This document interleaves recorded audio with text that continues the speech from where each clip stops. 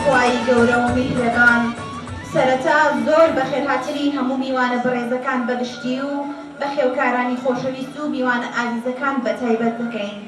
بەڕێزان، ئەمڕۆ کۆشش جیاوازە، هەموو ڕەنگەکانی لە خۆگرتووە بۆ جوولوبەرگە کوردیە جوانانەی کە ئەمڕۆ هەمومان پۆشیومانە.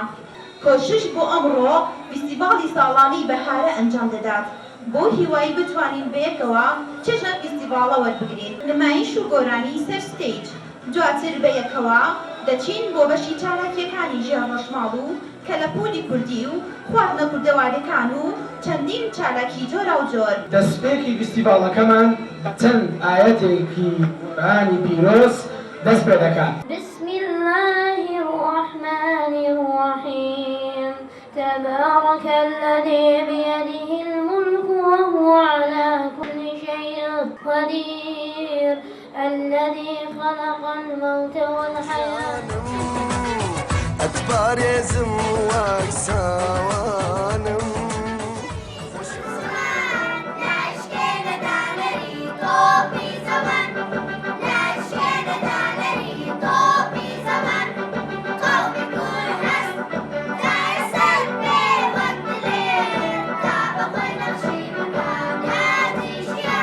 ئامادەبووان بەڕێزان دایک و باوکێ قوتابیان میوانانی بەڕێز فیستیڤاڵی بەهارەی کۆشش ئاشناتان دەکەین بە دابوونەریکی کوردەواری بە کەلتوری کوردی.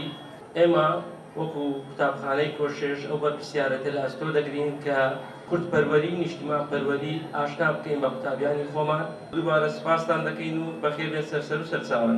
ئێستاش دەست دەکەین بە پێشکەشکردنی چالاکیەکانمان کە چالاکی یەکەممان بریتیە لە نمایشی کۆنفۆ کە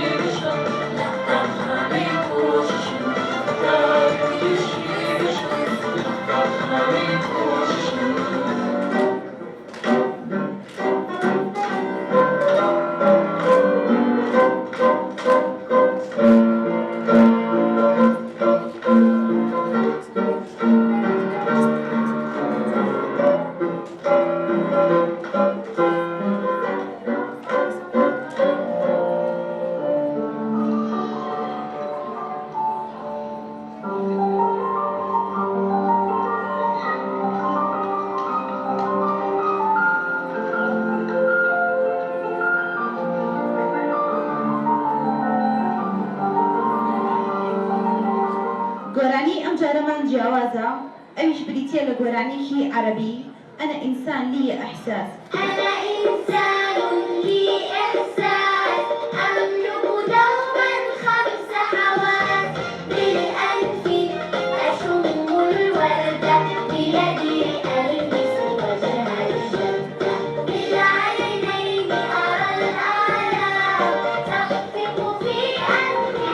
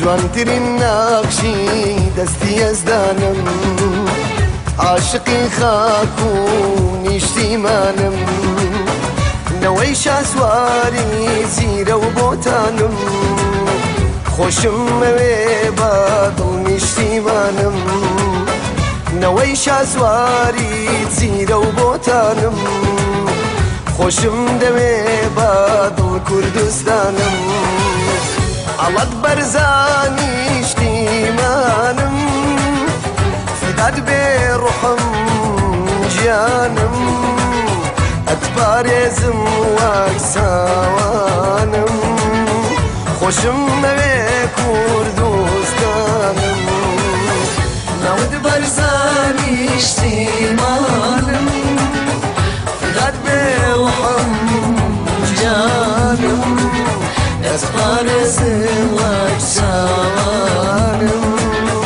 خۆشم